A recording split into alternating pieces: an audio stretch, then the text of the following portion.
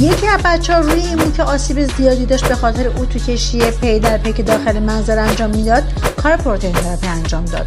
بعد از دور اول اتوکشی صدام کرد، گفت قسمت‌های انتهای ما اصلا وضعیت خوبی نداره، با اینکه پر مواد گذاری کردم و اصول اتوکشیش رعایت کردم. قسمت انتهای مو چون هم خیلی ناساخت بود، هم مو خیلی نازک شده و به صورت تیز زده بود بیرون، و کات لیزری انجام دادم. بعد بهش گفتم تمام موخوره های مو رو باید از سطح مو جمع کن چون اجازه جذب مواد نمیده. ببین بعد از موخوره گیری مو چقدر عالی شد.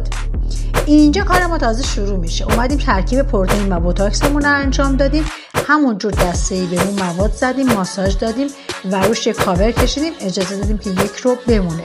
بعد از 1 ربع با باد سشوار گرم 100% خشک کردیم، دور چک اتوکشیمون رو انجام دادیم. قسمت‌های انتهای مو هم به صورت دسته‌ای فقط اتوکشی کردیم. اگه تو هم می‌خوای از برگشت مو جلوگیری بکنی، نتیجه و کیفیت کارت عالی بشه، فقط کافیه که عدد 30 همینجا برام کامنت کنی.